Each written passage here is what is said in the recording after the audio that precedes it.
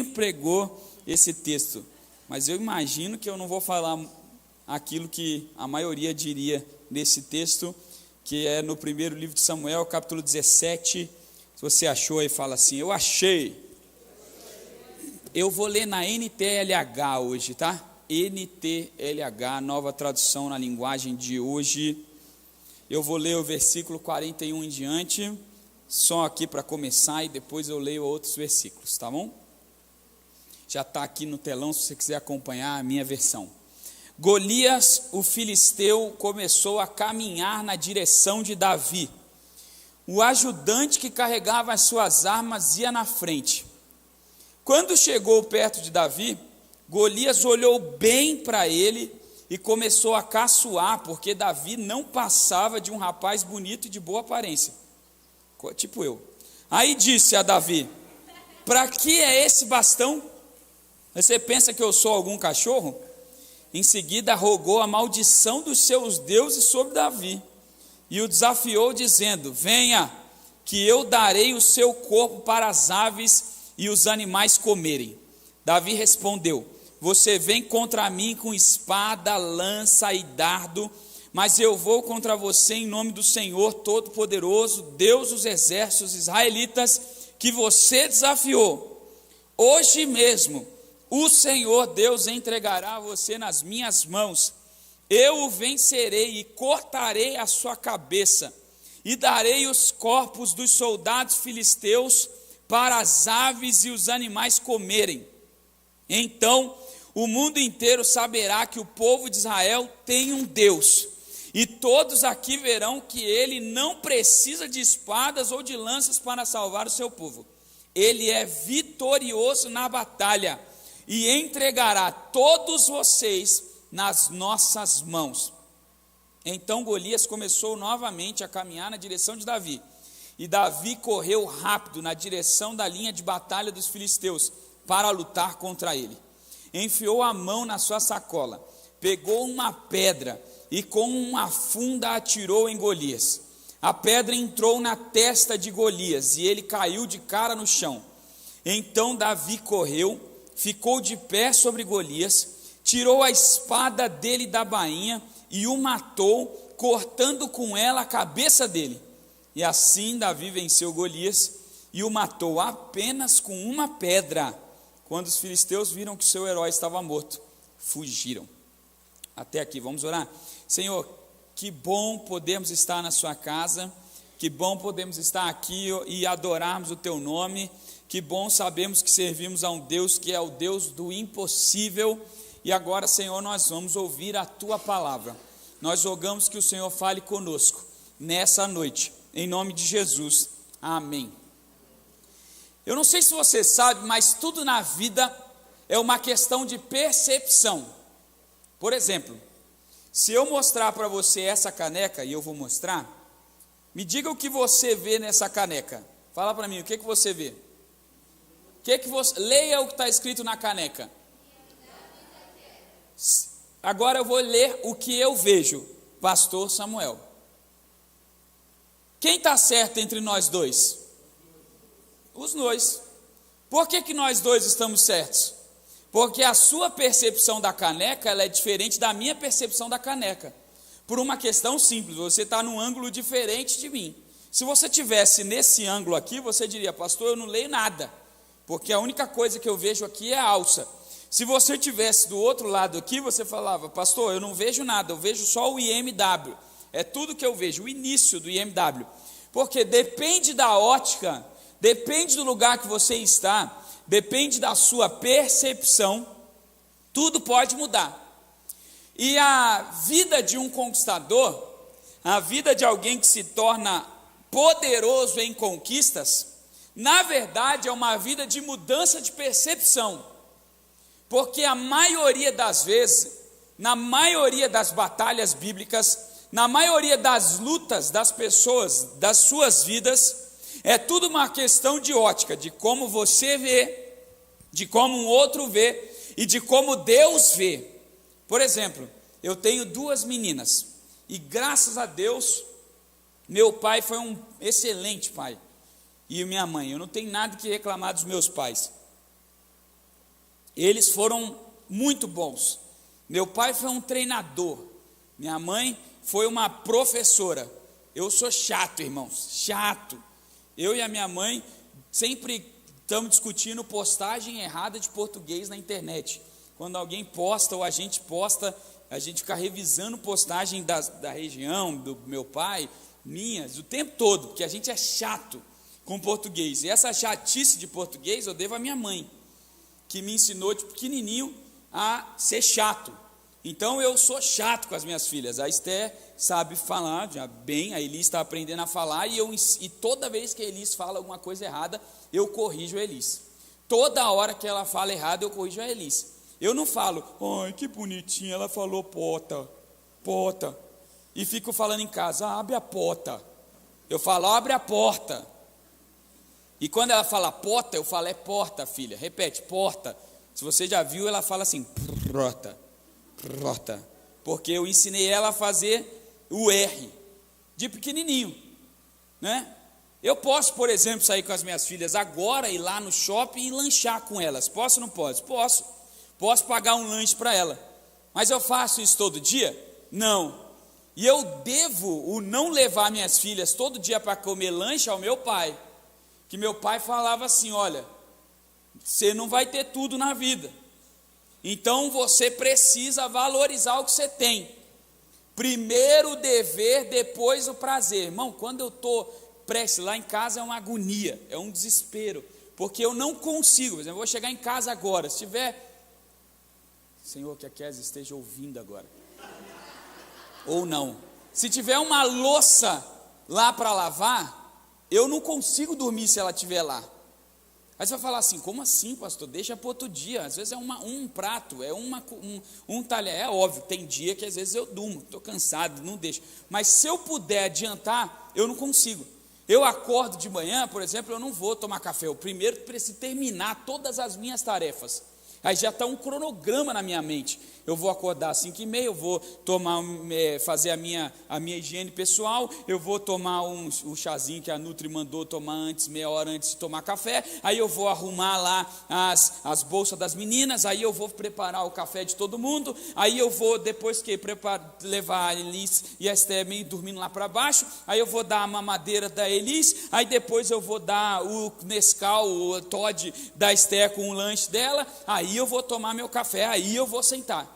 Porque na minha mente, se eu não fizer essa ordem, se eu não seguir esse programa, eu ouço meu pai lá no fundo falando assim, primeiro o dever, depois o prazer. Irmão, eu ouço isso desde que eu nasci. E graças a Deus por isso, porque isso me deu uma percepção de muitos eventos da minha vida diferente da maioria das pessoas. Porque eu sempre estou com o foco de batalha, sempre com foco de conquista, sempre com foco de tarefa. E às vezes a gente na nossa vida, a gente vai perdendo essa percepção. É óbvio que outras percepções eu falei das que são boas, agradáveis, que eu me orgulho, mas tem coisas que eu não gostaria de ter a percepção que eu tenho. A percepção perfeccionista não é legal em alguns momentos, porque ao invés de você fazer outra coisa, você quer fazer perfeito. E já diria o ditado, o feito é melhor do que o perfeito, né? Aí você fica no perfeito, e nunca acaba e não faz. É terrível. E às vezes eu não quero ter essa percepção, porque nós somos formados por essas percepções, por essas histórias, pela nossa vida, pela caminhada da nossa vida, que nos dá uma percepção de mundo. Mas isso não quer dizer que a nossa percepção é correta. Às vezes a gente vai sofrendo durante a nossa vida, vai sofrendo derrotas, e aí tenta algo e dá errado, e tenta algo de novo, dá errado de novo, e vai para aquele lugar e dá errado de novo, e compra e dá errado, e a gente tende a pensar, por exemplo, que a gente é um derrotado, porque tudo está dando errado. Ou é o inverso, a gente vai testando e vai dando certo, e vai testando e vai dando certo, e vai testando e vai dando certo, e às vezes a gente está fazendo algo errado, e porque está dando certo, a gente fala, esse é o certo. Quantas pessoas que você conhece que fazem coisas erradas, que deram certo e continua fazendo porque deu certo? Não, eu faço assim, está dando certo, ninguém descobriu. Tem um homem por aí no Brasil, daqui a pouco ele já está aparecendo, mas daqui para o segundo semestre ele vai aparecer cada vez mais, que ele jura que ele não fez nada errado. Tudo que ele fez foi errado, mas ele jura. Tem gente que jura que não fez, está tudo errado, mas deu certo, ele se livrou. Mas quer dizer que está certo? Claro que não. Quer dizer que as coisas que eu faço certo, porque dá certo, é certo? Claro que não. É uma questão de percepção. E a nossa ótica pode nos impedir de ser um conquistador e de perceber aquilo que está acontecendo à nossa volta, que deve ser, que poderia ser da nossa formação de conquistador e que pode nos fazer, ao invés de um conquistador, um derrotado. Veja a história de Davi. A história de Davi é uma história de percepção. Você lembra de como Davi foi escolhido rei? Samuel vai na casa de Davi, não é isso?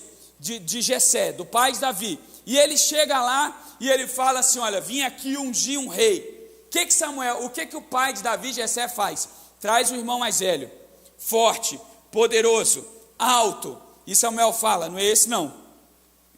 Deus falou que não é esse não. Mas a Bíblia diz, mas eu imagino a cabeça de Samuel. Deve ter olhado: rapaz, esse seria um rei dos bons, hein? Forte, o primogênito, tem direito a uma porção dobrada, criado por um grande pai. E aí Deus fala: Samuel, não é por aí não, manda o próximo. Aí vem um segundo, ele não é tão alto, tão forte, que ele é mais novinho, mas ele ainda é esbelto, bonito. E aí ele chega lá, e Samuel fala: agora é esse. E aí Deus fala: E vem mais um. Não, tem que ser esse aí, ó, atlético, corre no time da escola, maratonista. Não. E acaba aquela penca de filhos. E até o pai de Davi esquece dele. E Samuel fala: tem alguma coisa errada. Está faltando ninguém não? Você fala: não está faltando ninguém não. Peraí, tem um ruivinho, o mais novinho, o pivete da galera. Alguém por favor chama ele lá. E vai lá chamar no pior trabalho que existe. Deixa eu dizer algo. As pessoas acham que pastor hoje é bom. O codinome pastor, o título pastor é uma coisa extraordinária. Mas deixa eu dizer algo, uma verdade. Ser pastor, na época bíblica e até hoje, é o pior trabalho que pode existir. Não é porque eu amo meu trabalho, mas é porque eu fui chamado para isso. Mas qual é o trabalho de um pastor? Limpar cocô de ovelha, limpar ferida de ovelha, raspar a lã da ovelha, correr atrás de ovelha que foge, se matar defendendo ovelha de animais. Que ovelha, irmão, já viu ovelha? Ovelha não faz nada. Ovelha fica assim, até ovelha para correr é preguiçosa. Se o pastor não defende, o lobo arrebenta tudo. É só ver quem é mais antigo vai lembrar daquele desenho do coiote, lembra que ele se vestia e tal? As ovelhas estão ali. Se aquele cachorrão não aparece e defende, as ovelhas estão acabadas, porque é exatamente isso. Esse é o pior trabalho que existe, por isso que era deixado para o mais novo. Então Davi tem tudo na vida dele para pensar: ele é ruivo, ser ruivo é ser diferente. Dizem os teólogos que ser ruivo era a marca de Caim. Ele era vermelho, foi a marca que Deus fez em Caim e disse assim: olha, todo mundo vai reconhecer que você matou seu irmão. Então, se essa é uma verdade, que pode ser, Davi nasceu com a marca do pecado, da morte. Dizem outros que ele era bastardo, que ele não era o filho de Jessé genuíno, ele era adotado. Então, mais um motivo. Mas se nada disso for verdade, ele é o mais novo. Quem aqui é irmão mais novo? De muitos irmãos. Irmã Luísa é mais nova? De quantos irmãos? E a senhora é a mais nova? Então é a mais velha já. Na escala de 8 a senhora manda em todo mundo. O segundo. Mas o mais novo, o mais velho fala, vai lá, o pai fala: vai engraxar os sapatos. O mais velho fala para o segundo: vai engraxar o sapato. O segundo fala para o terceiro: vai engraxar o sapato. O terceiro fala para o quarto: vai engraxar o sapato. O quarto fala para o quinto: vai engraxar o sapato. O quinto fala para o mais novo: vai engraxar o sapato. O mais novo olha para o lado, não tem ninguém. Ele tem que engraxar o sapato. O mais novo é sempre o que usa roupa. Mais velho, segundo, terceiro, quarto, quinto, sexto, sapato. Mais velho, segundo. É a pior posição na vida. Mas veja, Davi não olha para a sua vida por essa percepção. Davi não é guiado por essa percepção. Davi tem uma percepção diferente. E a percepção que Davi vai ter da sua vida é fundamental para ele se tornar quem ele é. É o menor da família, é o mais novo da família, é o diferente da família, é o que está no campo da família, é o mais fraco da família, porque os irmãos vão para a guerra e ele fica em casa, e mesmo assim ele é o conquistador da família. Sabe por quê, meu irmão? Não importa a sua história, não importa se você é o mais novo ou o mais velho, não importa se você nasceu hoje ou nasceu há 10 anos, tem um monte de gente que fala, não, você tem que passar por muita experiência para ser um conquistador. Mentira do capeta, mentira. A única coisa que precisa para você ser um conquistador é decidir no seu coração ser um conquistador, porque Davi falou, eu vou ser. Não interessa se eu sou mais novo, não interessa se eu sou pastor, não interessa se eu sou ruivo, não interessa se eu sou bastardo, eu vou ser um conquistador, eu vou vencer, eu vou ganhar, eu vou receber aquilo que eu tenho direito, eu vou ser quem Deus diz que eu sou. Simples assim. Então a primeira coisa e a premissa para você ouvir minha mensagem hoje é você olhar para quem está do seu lado e falar assim, olha, eu sou um conquistador. Fala. Mas bate no peito aí, com vontade. Porque, irmão, se você não tiver isso como verdade para a sua vida, então não adianta vir. E olha, a gente vive um evangelho muito chato. Tem um monte de crente chato, que ele fala assim, lá vai o pastor da teologia do coaching falar que nós vamos vencer. Lá vai o pastor sensacionalista dizer que nós vamos conquistar. Você quer viver uma vida só de sofrimento, irmão? Vai viver a tua vida de sofrimento. Eu quero conquistar, eu quero vencer, eu quero ter uma vida abençoada, eu quero receber tudo aquilo que Deus me deu. Se você não quiser, é o seu problema. Agora eu quero, então eu vou conquistar aquilo que o Senhor tem para mim. Quem está comigo nessa? Ah, glória a Deus, então eu não estou sozinho. Agora vamos para o texto, que eu quero te mostrar algumas percepções que vão te mostrar, que vão te lembrar esses princípios que Davi conseguiu enxergar e que nós precisamos enxergar. Verso 14, vamos lá no versículo 14. Eu não li todo o texto, então eu vou voltar em alguns versículos. Diz assim, Davi era o filho mais novo. Só confirmando o que eu estou te dizendo. Enquanto seus 3 irmãos mais velhos ficavam com Saul, Davi ia ao acampamento de Saul e voltava a Belém para tomar conta das ovelhas do seu pai. Não é só que ele é o mais novo, não. Ele é o mais novo e responsável pela merenda. O pior trabalho que pode existir. Vai e volta, vai e volta, vai e volta, vai e volta. A Esté é a mais velha. E a Elise não sabe subir a escada. Em casa tem escada. E ela sobe bem devagarzinho. A Esté já sobe rápido. Quando eu tenho que pegar alguma coisa lá em cima, eu sou o pai. Esté, vai lá pegar. Aí a Esté... Esté, pega, por que o senhor não falou? Eu já subi. Sobe de novo, estou mandando, obedece. Aí ela, sobe de novo. Se ela para subir um lance de escada, irmão, de um andar já faz assim, imagina Davi. Todo dia, não era um lance de escada, era uma baita viagem. Levando a merendinha dos irmãos. Mas vai. Durante 40 dias, Golias desafiou os israelitas todas as manhãs e todas as tardes. Um dia Jessé disse a Davi, pegue 10 quilos de trigo torrado e esses 10 pães e vá levar depressa para os seus irmãos no acampamento. Leve também esses 10 queijos ao comandante. Veja como os seus irmãos estão passando e traga uma prova de que você os viu e de que eles estão bem. Se você não tivesse noção da história, olha que coisa engraçada. Já pensou que a gente tem noção?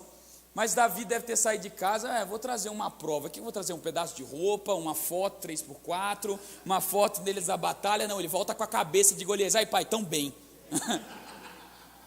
Mas segue, vai para o versículo 34 agora. Meu senhor, disse Davi, falando para Saul, eu tomo conta das ovelhas do meu pai. Quando um leão ou um urso carrega uma ovelha, eu vou atrás dele, ataco, tomo a ovelha. Se o leão ou o urso me ataca, eu agarro pelo pescoço, golpeio até matá-lo. Tenho matado leões e ursos e vou fazer o mesmo com esse filisteu pagão que desafiou o exército de Deus vivo. O Senhor Deus me salvou dos leões e dos ursos e me salvará também desses filisteus. Veja que história interessante. O pai de Davi tem mandado ele a vida inteira, mesmo sendo mais novo, mesmo sendo mais fraco, mesmo não estando apto para guerrear, o tal do Jessé tem mandado Davi a vida inteira para o campo. E o que tem no campo? Leões e ursos. Irmão, quem é o pai que em sã consciência, um pai normal, que não é o meu pai, manda um filho criança, porque meu pai fez isso quando eu tinha 7 anos, entrou um ladrão lá em casa, a gente não tinha muro lá em Rondônia, ladrão entrou, meu pai foi me buscar na escola, junto com a minha irmã, e aí a nossa casa tinha uma entrada e uma saída, uma porta na cozinha e uma porta na sala. Quando o meu pai chegou na sala e viu que tinha uma arrombada a porta, ele recuou, tinha um facão do lado da porta, ele pegou o facão, pegou uma vassoura e falou: Samuel, você vai por trás, eu vou pela frente. Se ele correr, você bate e grita, e eu fico com a tua irmã. Beleza, 7 anos, irmão. Não é pai normal, não. Meu pai não é normal, igual o Jessé. Mas vou dizer, me fez homem, irmão. Eu não tenho medo de nada, não, nunca tive. E era pequeno, bem Davi assim, pequenininho. Agora olha o que o pai de Davi faz. Ele manda o Davi para o meio de ursos e por meio de leões. Agora imagina se você é um filho dodói, o mimimi dessa geração. O que você vai fazer? Ai, minha vida acabou, meu pai não me ama, me mandou para os leões e para os ursos, ele não me quer, ele não gosta de mim. Parece eu estou aumentando, estou criando aqui uma história para a gente se perceber, mas a gente faz isso todo dia. Pneu furou, ai Jesus, pneu furou. O metrô fechou na nossa porta, todo mundo entrou menos a gente. Ah, esse metrô nunca abre essa porta na minha hora. Pisou na poça de lama, ai, a poça de lama estava aqui, cadê Deus? Onde você está? A gente faz a mesma coisa. Agora a gente tem que entender e olhar com uma ótica diferente. Veja o que faz de Davi um conquistador. É que Davi entendeu que nem sempre quem te manda para o lobo, para o leão, para o urso é teu inimigo. E nem sempre quem te manda para os teus irmãos é o teu amigo. Porque o maior desafio da vida de Davi não foi enfrentar o urso e o leão, mas foi enfrentar o Golias. E a mesma pessoa que mandou ele para leões e ursos quando era criança, mandou ele lá para Golias, liberou ele para algo, porque nem sempre quem te manda para os seus maiores desafios da vida está querendo o seu mal, e nem sempre quem te manda para um lugar de conforto, porque ir para os irmãos significa o seguinte: eu vou para quem tem que me defender. Os irmãos são mais velhos, os irmãos são guerreiros, os irmãos sabem as respostas, os irmãos têm espada, têm escudo, sabem usar espada e escudo, e ele não sabe nada. Mas é quando ele está no meio dos irmãos, no meio de pessoas que na teoria seriam a defesa, que ele descobre os verdadeiros inimigos. Quem não fez nada e deixou ele se lançar na frente de Golias, porque a gente conhece a história vencida, a história contada. Mas imagina se Davi morre. Davi podia morrer, podia ou não podia? Podia. E quem então seria o inimigo de Davi? Os irmãos dele, que deviam ter parado ele ali na casa, na entrada, e falou: você está maluco? Volta para casa, obedece, eu sou teu irmão mais velho, você não vai fazer isso. Você não está vendo um exército inteiro aqui que não vai lutar? Por que você, seu manezinho, você mal sabe cuidar, você é o menor de todos, vai, deixa de ser prepotente. Isso é o que o irmão mais velho devia fazer. Olha que irmão sem vergonha, libera ele para enfrentar um homem de 4 metros, de quase 4 metros de altura, fortificado, cheio de espada, cheio de escudo. Então, meu irmão, mude a sua percepção. Existem circunstâncias na nossa vida que às vezes não dão certo, porque Deus está nos testando, Deus está nos permitindo enfrentar uma luta, enfrentar um problema para matar leões e ursos. Quando Davi chega diante de Golias, ele não fala: eu matei um leão e um urso. Ele fala assim: olha, o meu pai tem me mandado para o campo há 18 anos, e há 18 anos eu tenho matado leão e urso. Você está me vendo aqui hoje. Até mostrei para o pastor Davi. Falei, essa mensagem aqui eu preguei há 7 anos atrás. Dia 1º de abril de 2015. Foi o dia que eu escrevi essa mensagem. É a segunda vez que eu estou pregando. Eles falaram assim, nossa, pastor agora, um pregador, está indo aí. Não, irmão, eu sei quanto leão e urso eu tenho matado há mais de 20 anos. Eu não cheguei aqui por um acaso. Você não vai vencer as grandes batalhas da sua vida por um acaso. Deus está hoje colocando pequenas conquistas, leões e ursos para você vencer, para que você tenha a experiência de um conquistador.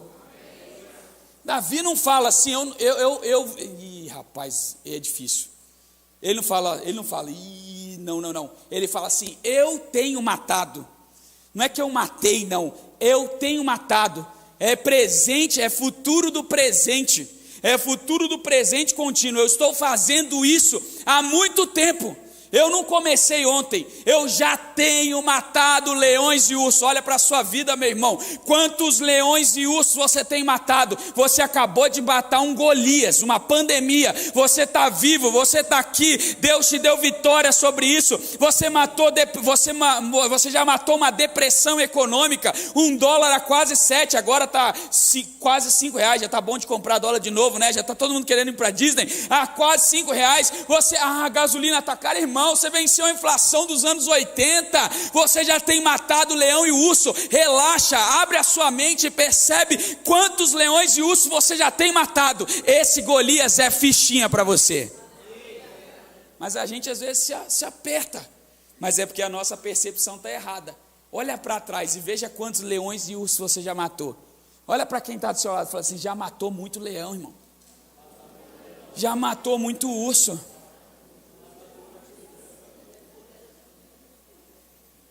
Né? Já matou muita coisa.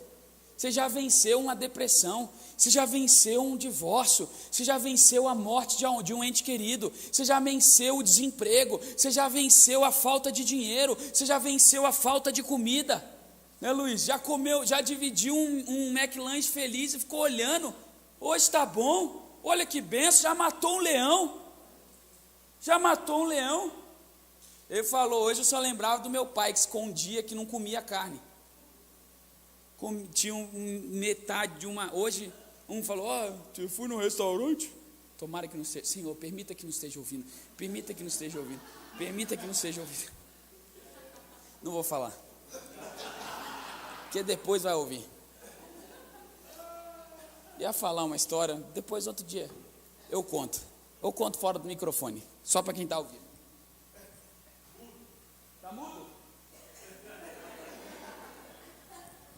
Pessoal que está online, segura um minutinho, eu já conto a história para vocês em outra oportunidade.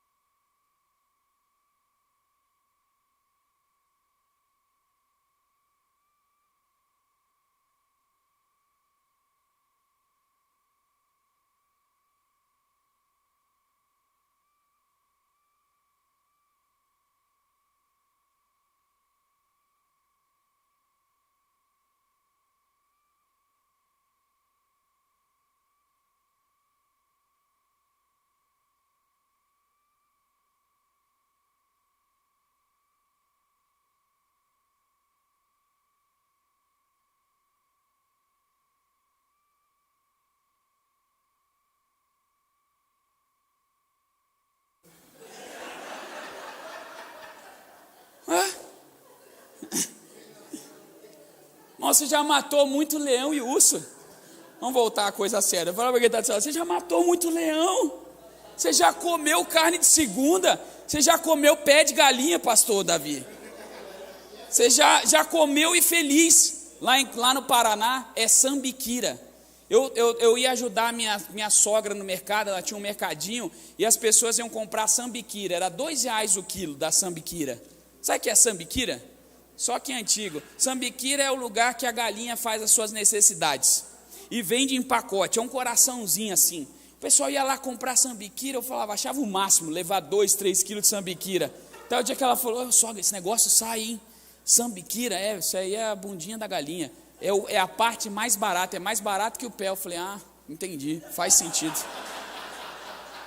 Você já comeu sambiquira, irmão? Você já andou de ônibus? Você já pegou enchente? Está reclamando que está andando aí de Fusca? Tá, já matou muito leão. Muda a sua percepção. Olha o verso 38. Então deu a sua própria armadura para Davi usar. Saul deu a sua própria armadura para Davi usar. Pôs um capacete de bronze na cabeça dele, deu uma couraça para vestir. Davi prendeu a espada de Saul num cinto sobre a armadura e tentou andar, mas não conseguiu porque não estava acostumado a usar essas coisas. Aí disse Saul: não consigo andar com tudo isso, pois não, disse a Saul: não consigo andar com tudo isso, pois não estou acostumado. Então Davi tirou tudo, pegou o seu bastão, escolheu 5 pedras lisas no ribeirão e pôs na sua sacola. Pegou também a sua funda e saiu para enfrentar Golias. Olha que coisa. Beleza. Foram convencidos de deixar o menino enfrentar o maior inimigo de Israel. Aí eles tiveram uma grande ideia. Assim, vamos proteger o menino. Porque se ele morrer, pelo menos morre de escudo lá em cima. Mano, sinceramente, na hora que eu leio para os textos da Bíblia, eu falo, esses caras são burros. O que uma espada, o que uma roupa, uma armadura vai proteger um moleque de 1,5 metro de um Golias de 3 metros? Sinceramente, irmão, o que você acha? Você acha sinceramente que se o Putin quiser lá na cabeça dele ficar doido e soltar uma bomba no mundo, o teu estoque de comida vai te salvar? Debaixo da coberta vai te salvar? O bunker, que seja o bunker lá do Fort Knox, vai te salvar? Claro que não. É claro que não. A bomba atômica destrói tudo, só as baratas sobrevivem. E os gatos? Porque os gatos não são de Deus. Não podia perder, né? Hoje eles tiveram um fight aqui, irmão. Eu estava lá no escritório, aí eu falei, rapaz, o que está acontecendo? Ele estava em cima, eu falei, tomara que ele se mate.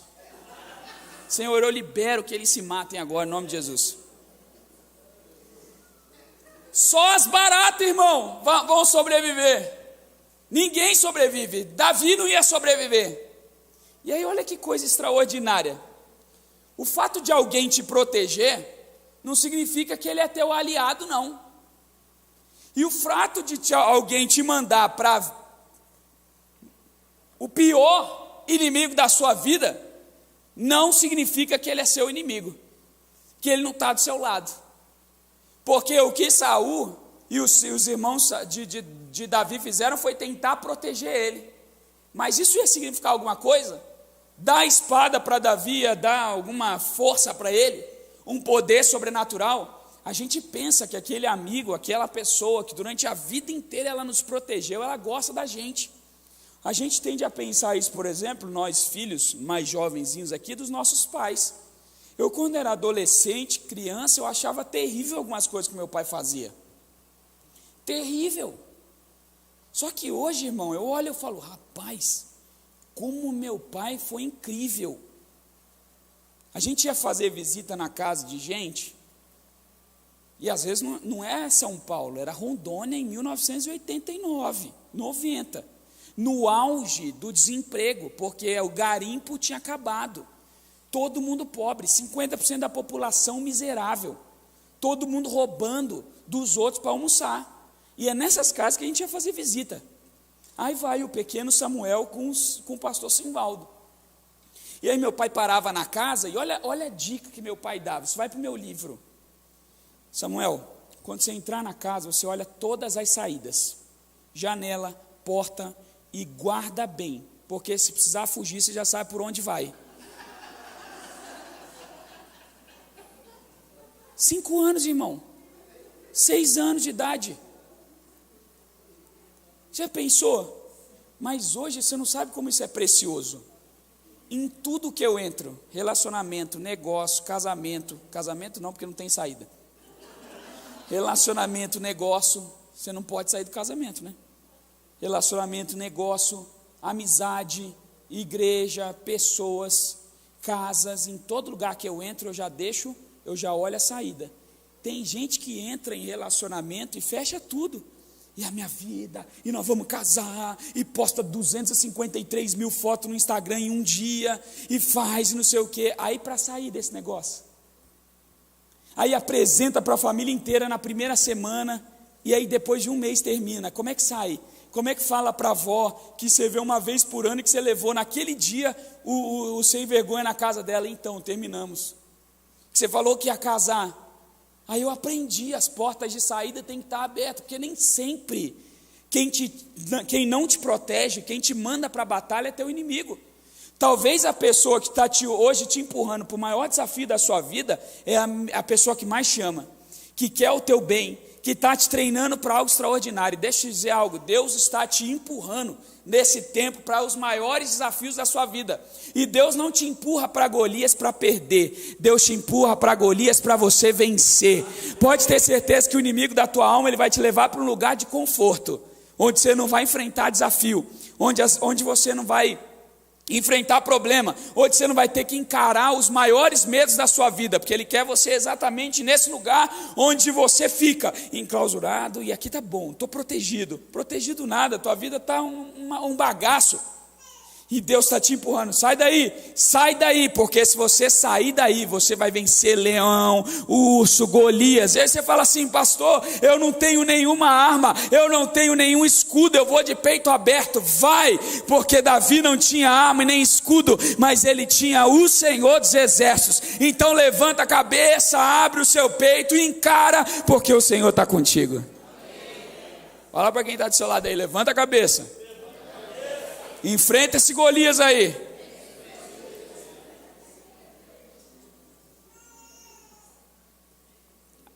Amém. Tá vendo? Essa aí é Davi. Verso 28.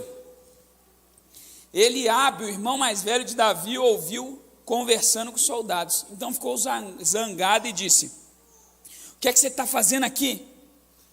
Quem é que está tomando conta das ovelhas no deserto? Seu convencido. Você veio aqui só para ver a batalha? Davi, o que eu fiz agora? Será que eu não posso nem fazer uma pergunta? Então Davi fez a mesma pergunta a outro soldado, e ouviu a mesma resposta. Olha o verso 46 agora. 46. Hoje mesmo o Senhor Deus entregará você nas minhas mãos. Eu o vencerei e cortarei sua cabeça. E darei os corpos dos soldados filisteus para as aves e os animais comerem. Então o mundo inteiro saberá que o povo de Israel tem um Deus. E todos aqui verão que ele não precisa de espada ou de lança para salvar o seu povo. Ele é vitorioso na batalha e entregará todos vocês nas nossas mãos. Veja que história. Quando Eliabe, o irmão mais velho de Davi, ouve ele perguntando, o que ele faz? Ele fala o seguinte: ô moleques, ô convencido, vai embora daqui, vai cuidar das ovelhas. Mas o Davi é o irmão mais novo de vez em quando é desobediente, não é? E aí o que Davi faz? Davi vai enfrentar o Golias, e cadê o Eliabe? Cadê o irmão protetor? Cadê o irmão que queria ele longe, que senão ele ia morrer? Você percebeu que no texto diz que antes de Golias veio uma pessoa, um agente de Golias? Por que o Eliabe não foi na frente de Davi? Por que ele ficou lá escondido atrás das pedras? Porque, irmão, nem sempre quem está do seu lado é seu amigo, não. Nem sempre as pessoas que dizem que estão do seu lado são teu aliado, são teus aliados. Às vezes quem está do seu lado é o seu pior inimigo. Às vezes as pessoas que dizem que estão com você, na hora que você for jogado na batalha, vão sumir. Eles até fingem querer seu bem, dizendo: vai para o deserto. Mas na verdade, se ele quisesse o bem, ele ia lá na frente de Davi e defendia ele. Ué, não tem aquele amigo ou aquela pessoa que diz assim: não, eu me jogo na frente de um trem por você. Joga nada. Espera o teu chefe lá no trabalho dizer que só tem uma promoção e que a disputa é entre você e o seu amigo. Vamos ver se ele é teu amigo mesmo. Na hora que envolver o dinheiro, vamos ver se é teu amigo mesmo. Você quer saber quem é seu amigo? Você sabe que sou advogado. Hoje eu não trabalho mais quase com nada. Mas quando eu fazia inventário, irmão, você quer descobrir quem é tua família na hora do inventário. Se tiver um sapato, é meu, fica lá. É uma encrenca, irmão. É uma briga. Todo mundo lutando por R$50 do defunto que acabou de ser enterrado. Aí acabou a família na hora que envolveu o dinheiro. Porque não quer dizer que está do seu lado que é seu amigo. Não quer dizer que está do seu lado nas horas que parece de defesa que é teu aliado. Às vezes é o teu pior inimigo. Às vezes é a pessoa que vai te lançar para a morte. Porque o que Eliabe e os outros irmãos de Davi fizeram foi permitir que ele morresse. Ninguém, humanamente falando, imaginava que Davi ia vencer Golias com uma pedra. Eu sair daqui hoje, lá na Rússia, pegar todo o exército russo e falar assim: eu vou acabar com vocês, porque Deus está comigo. Eu vou acabar com vocês. E eles estão lá com bomba atômica, com míssil e com aquele monte de coisa. E eu falo: e você vai lutar com a gente como? Com o meu microfone. Vou dar uma microfonada em vocês. Não funciona, irmão. E a gente às vezes se ilude com pessoas que estão do nosso lado e que às vezes até querem nos impedir de enfrentar desafios, dizendo que estão nos protegendo e na verdade estão nos impedindo de viver a maior conquista da nossa vida. Às vezes você está diante da conquista, é difícil, é claro que é difícil, é trabalhoso, e ele fala assim: não, vai não, isso é perigoso, vai para o deserto. Vai nada, irmão, vai enfrentar o desafio, vai derrubar o Golias. Cala a sua boca, Satanás. Eliabe, sai daqui, eu vou vencer esse Golias, porque eu não estou aqui por mim, eu estou aqui pelo povo do Senhor. Fala para quem está do seu lado aí, você é Eliabe ou você é do Senhor? Aproveita o maridão e a esposa aí. O marido está com um projeto extraordinário na cabeça, Deus está falando: vai fundo. E a mulher: vai dar certo não. Sai para lá, Eliabe. Às vezes é o inverso.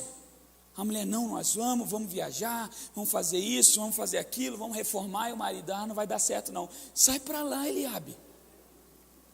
Às vezes é um amigo. Você está falando: eu vou conquistar, eu vou conseguir essa promoção, Deus vai me abençoar, Deus está comigo nesse negócio. Ele fala: cara, desiste, você já tentou 50 vezes, sai para lá, Eliabe, eu sei quem está comigo, o Senhor dos Exércitos. Fala para quem está do seu lado: o Senhor dos Exércitos está com você. O Senhor dos Exércitos está com você. Eu gosto demais do finalzinho desse texto. Diz assim, olha, verso 49 primeiro. Enfiou a mão na sua sacola, pegou uma pedra e com a funda atirou em Golias. A pedra entrou na testa de Golias e ele caiu de cara no chão. Davi correu, ficou de pé sobre Golias, tirou a espada dele da bainha e o matou, cortando com ela a cabeça dele. E assim, olha a conclusão, isso é extraordinário. E assim, Davi venceu Golias apenas com uma pedra. Apenas com uma pedra. Irmão, eu fico imaginando Davi no rio, caçando pedra. Essa aqui... Deixa eu ver, essa aqui, e não podia ser pedra muito grande. Imagina como é que você carrega um pedrão, como é que você lança pedrão. Quem já brincou de estilingue, de bodoque, que é estilingue, né? Brincou de estilingue, já matou uns pombos de estilingue, sabe que tem que ser pedra menorzinha. Porque se pega um pedrão, um pedregulho, como é que você... não sai. Ela precisa de velocidade. Ela precisa chegar no alvo. E uma pedra grande não dá, então ele vai lá e pega pedras pequenas. Eu fico imaginando a reação do exército, olhando esse moleque, na beira do rio, pegando pedra. Pegando pedra. Imagina os amigos dos irmãos de Davi. Eu quero ver como você vai chegar em casa. Eu fico imaginando a reação deles. Como é que vocês vão voltar para casa, cara? Como é que você leva o moleque morto e dá um jeito nesse moleque? Tira ele de lá. E Davi bem de boa, dando uma subiada, pegando. E o Golias vindo, bom. E o Davi de boa, porque o texto diz que ele veio vindo caminhando na direção de Davi. E à medida que ele caminhava, Davi pegava. E de repente, quando ele menos espera, Davi dá uma giradinha e ele está vindo. E vem. E vuf. E na testa, irmão. E na testa. E sabe o que acontece nessa hora? Todo mundo grita. Todo mundo... Deixa eu dizer uma coisa. Compra uma casa na piscina. Que até aquele cara que dizia que você não servia para nada vai te ligar. Ô irmão, e aí, lembra quando a gente era... Lembro não, Eliabe, vai para lá. Lembro não. Meu irmão, esse é um tempo que o Senhor está te separando. Eliabes, medrosos de Davis, inimigos de conquistadores. E tudo é uma questão de percepção. A mesma casa que Eliabe foi criado, Davi foi criado. O mesmo trabalho que Davi fez de matar urso e leão, Eliabe fez. Porque você acha que quando Eliabe nasceu, Jessé falou: o quê? Agora é você que cuida das ovelhas. E veio o segundo, agora você. E veio o terceiro, agora você. Até que chegou em Davi. Todo mundo cuidava de ovelha. Mas enquanto Eliabe estava olhando para o cuidar de ovelhas e falar: puxa, que trabalho safado. Davi estava olhando: leão, aparece aqui para você ver se eu não te arrebento. Essas ovelhas são minhas.